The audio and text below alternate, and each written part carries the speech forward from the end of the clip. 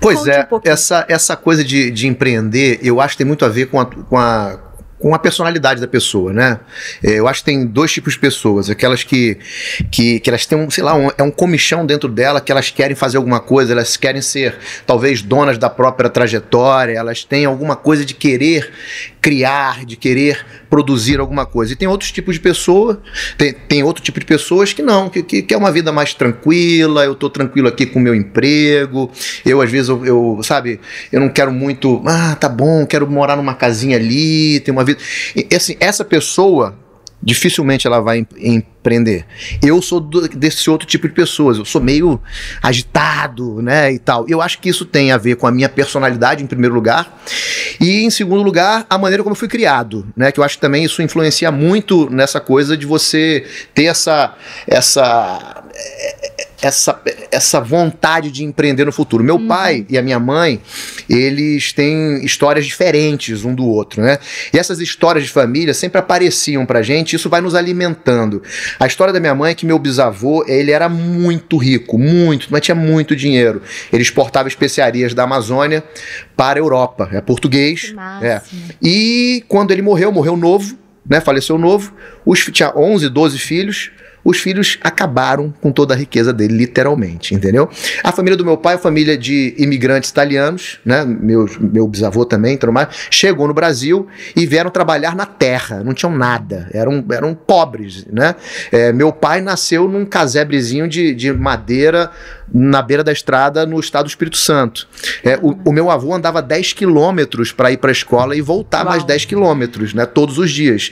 Assim ele conseguiu ter uma formação, deu uma formação melhor para meu pai. Meu pai depois conseguiu se formar em agronomia, ser funcionário público, ter cargo de confiança. Hoje ele é um cara muito reconhecido lá em Manaus, na área onde ele atua.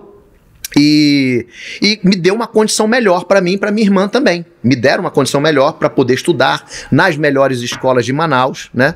E assim eu venho com essa história dessas duas famílias mostrando, sabe, o que dá certo, o que dá errado, sabe?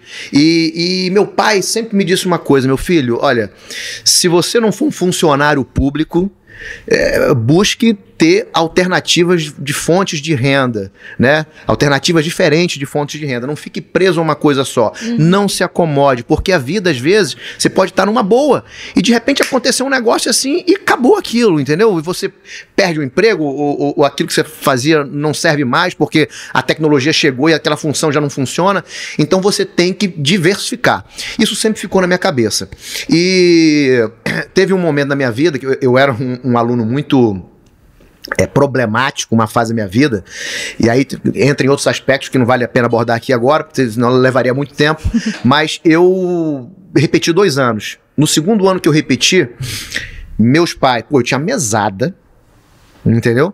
Meus pais estudavam nos melhores colégios de Manaus, meus pais me dando uma puta oportunidade, e já tinham me avisado: ó, cara, você não tá dando valor, não tá dando valor, não tá dando valor, e papapá, me incentivando, e eu não dando valor, né? Quando eu repeti a segunda vez, no segundo ano do segundo grau, eles chegaram me chamaram para conversar, falaram assim: olha só, já que você não deu valor a todo o esforço que nós fizemos para te manter nas melhores escolas aqui, então se você quiser continuar estudando, que você vá procurar uma escola pública para terminar os estudos. E se você quiser dinheiro, já que a gente tá mesada, se você quiser dinheiro, vá trabalhar, porque acabou a mesada. E aquilo ali, para mim, foi maravilhoso. Por quê? Você tinha quantos anos? Eu tinha uns 17 anos, mais ou menos, 17 anos. Já era para eu estar me formando, né, no segundo grau, indo para uma faculdade, para uma universidade, e não, eu teria que fazer mais segundo e terceiro ano ainda para completar, mais 2 anos para completar os estudos. Quando eu cheguei na escola pública, eu vi a bobagem que eu tinha feito todos aqueles anos, né? Eu falei assim: caraca, não é possível que eu não dei valor, aquilo me caiu a ficha, me mudou aquilo. Começar a trabalhar foi a primeira coisa que me fez começar a entender como é que uma empresa funciona, né? E eu trabalhei como vendedor de loja, meu primeiro emprego foi esse. Ao mesmo tempo, ser vendedor tirou um pouco, eu tive que trabalhar minha timidez, eu era muito tímido, né? Gente, eu era gago. Quem diria que eu era gago. Eu era gago até os meus 16 anos de idade, então isso mostra a minha timidez e a minha ansiedade, né? Então assim, a coisa de você, de eu ter que começar a trabalhar aos 17 anos, ter que ganhar o meu dinheiro, terminar os estudos na escola pública. Quando cheguei, eu fui pro 3º ano, aí eu fiz 2 anos de cursinho pré-vestibular concomitantemente à escola. Tá. Eu pedi, falei pro meu pai, olha, eu quero fazer, entendi a parada, eu quero que vocês me deem esse voto de confiança, eu quero fazer o cursinho. No cursinho pré-vestibular, eu adquiri todo o conhecimento que eu não tinha aprendido todos esses anos anteriores, né? Porque eu me dediquei. Uhum. E aí eu entrei na faculdade, me tornei uma das pessoas, um dos alunos assim, mais bem graduados ali na minha turma. Que legal. Né? A gente mantinha um grupo de estudos com os meus amigos, né? Imagina, sexta-feira à noite a gente saía em vez de sair pra zoeira, a gente ia pra casa de uma amiga minha, a Elaine, e com outros colegas ali de sala, a gente ia estudava até 3 da manhã. Que máximo. Entendeu? Sexta-feira à noite. Então, isso foi me dando mais, assim, vontade de querer ser alguém na vida, porque até antes eu não pensava nisso, não tinha nem estratégia pra minha vida, era tudo na bagunça, sabe? Eu era da turma da bagunça antes, e aí não, depois disso que meus pais me proporcionaram esse choque de realidade, foi quando eu mudei minha cabeça. Eu falei assim, não, eu quero crescer, eu quero ser alguém, eu quero que as pessoas me valorizem, porque antes, quando eu tirava uma nota 0, 2, 3, eu não ficava nem aí se as pessoas, se a professora não ficasse chateado, ou se as outras pessoas pensassem, porra, Malvino, caraca, tirou 2, 3, que merda, né? Eu não tava nem aí.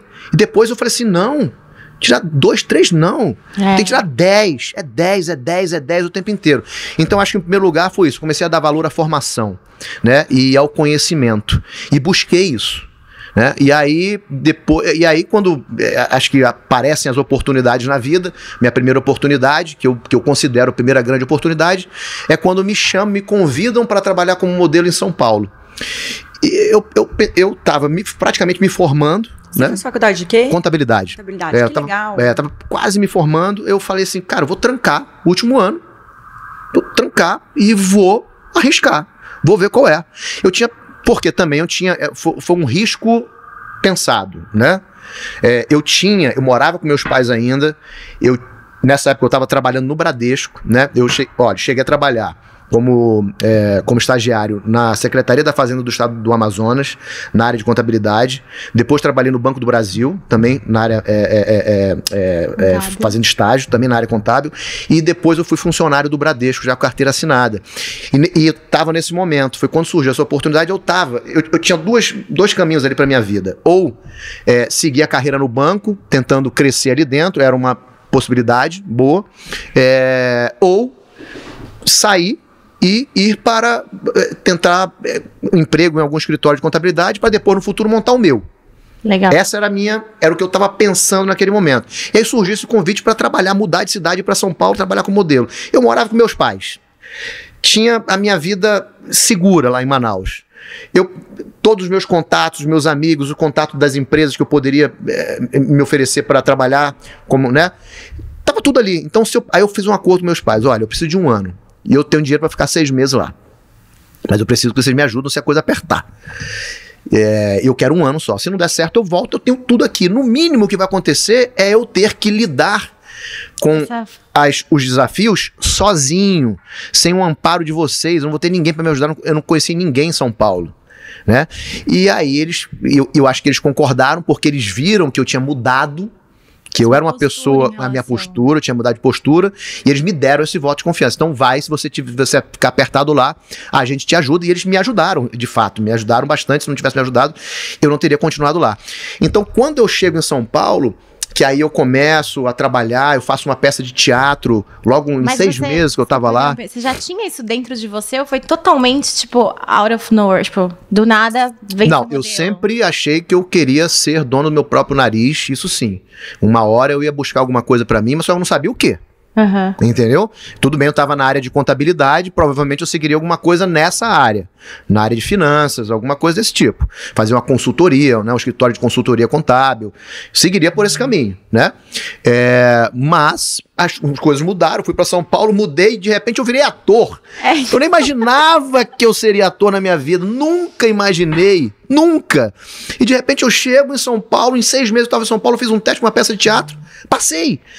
Uma peça profissional, uma peça dirigida pelo Wolf Maia, com inúmeros atores conhecidos, e eu me deparo ali naquele elenco de pessoas que eu já assistia na televisão, eu falei assim, caramba, isso aqui não é por acaso. Eu tenho que me dedicar. E aí comecei a estudar muito. Tô louca pra perguntar que signo meu ouvindo é. Eu sou aquário. Ótimo, a gente adora perguntar signos. Arte pura, é isso, né? Caramba. E quando eu vou, então, faço a peça, fico em São Paulo mais 3 anos, quando pinta quando eu vou pro Rio de Janeiro para trabalhar na Globo, aquilo ali mudou minha vida, né? De cara. E eu poderia ter me acomodado, porque eu tava com um emprego garantido, um emprego de longo prazo. Eu falei assim, não, eu vou buscar alguma coisa para diversificar, tentar alguma coisa em paralelo. E comecei a apostar em várias coisas, né? Muitas delas deram certo, algumas não, mas isso foi me dando canja, foi me dando conhecimento, foi me dando, né, experiência, know-how, e aí até eu começar a ser mais assertivo nos outros negócios. Então, mais ou menos a minha história, que você perguntou, por que o Malvino virou empreendedor? Eu acho que veio uma coisa lá de trás, lá da minha família. Empreendedor, né? Ela vem com um pouco comigo e vem com a minha formação e vem com esses obstáculos que apareceram na minha vida e que eu tive que enfrentar. Teve esse ponto de inflexão na minha vida, que foi quando meus pais chegaram e falaram assim, você vai ter que correr atrás de suas coisas, porque eu não vou mais ficar pagando escola e te dando mesada para vagabundo. Então você vai estudar e vai procurar um emprego. Isso aí, para mim, foi maravilhoso. Foi o que mudou, na verdade, a minha concepção de vida, né?